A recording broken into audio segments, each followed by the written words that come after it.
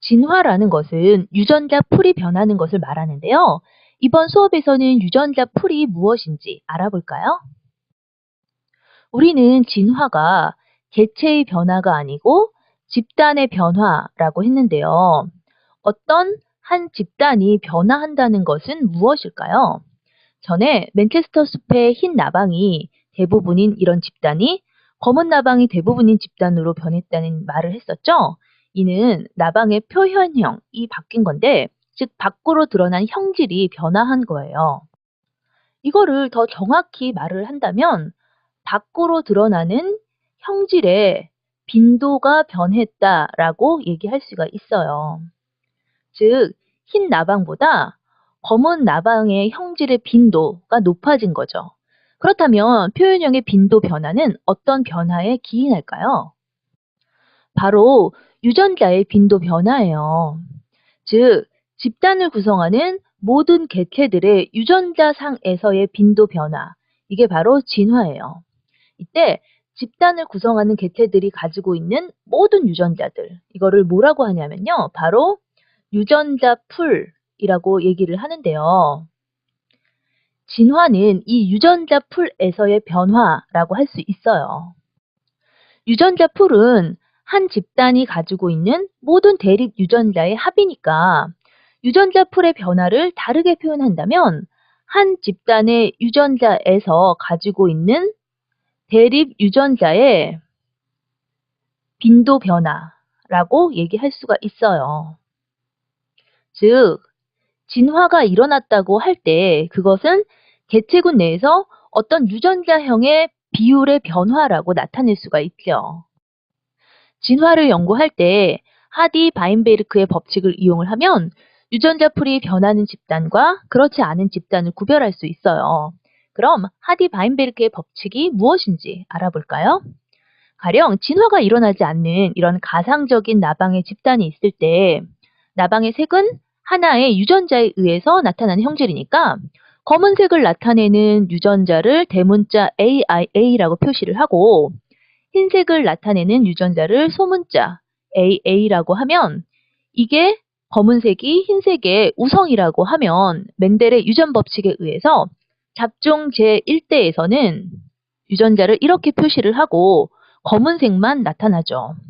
그리고 이것들끼리 자가 수정을 하면 잡종 2대에서는 검은색인 우성이 흰색인 열성보다 3대 1의 비율로 나오니까 대를 거듭할수록 우성 형질인 검은색이 많아질 것 같은데 실제로는 그렇지 않아요.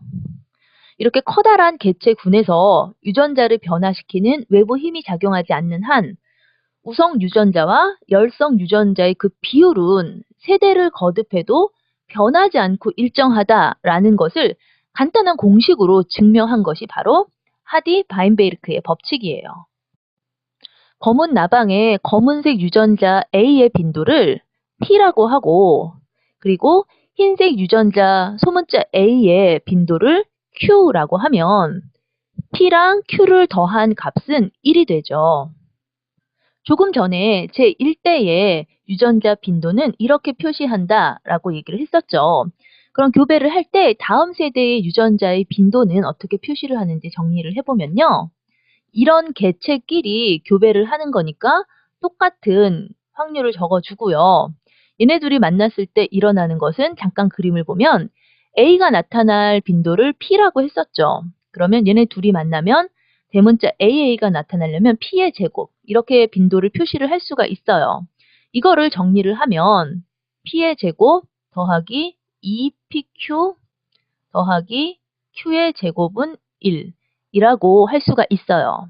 즉, 자손이 AA의 유전자를 가질 빈도는 P의 제곱, 그리고 소문자 AA의 빈도를 가질 확률은 Q의 제곱, 그리고 대문자 A, 소문자 A의 확률을 가질 비율은 이렇게 나타낼 수가 있어요.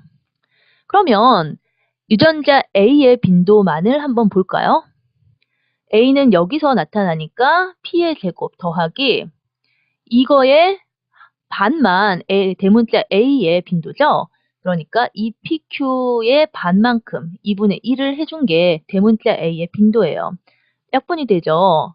그래서 이거를 정리를 하면 P 더하기 Q라고 표시를 할 수가 있어요.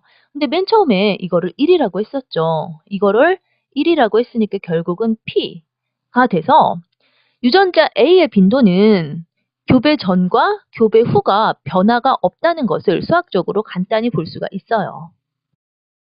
문제 풀면서 정리를 해보죠. 진화와 변화는 어떻게 다른지 설명을 하고 예를 들어볼까요? 진화란 여러 세대를 거치면서 점차 변화해 온 것을 얘기를 하죠. 사람의 꼬리뼈나 고래의 뒷다리 등이 그 예가 되는 거고요. 반면 변화라는 것은 모양이 변하는 것으로 성형으로 고친 얼굴, 그런 것들이 예가 될 수 있겠죠. 유전자 풀이란 무엇일까요? 집단을 구성하는 모든 개체들이 가지고 있는 유전자를 통틀어서 바로 유전자 풀이라고 하죠.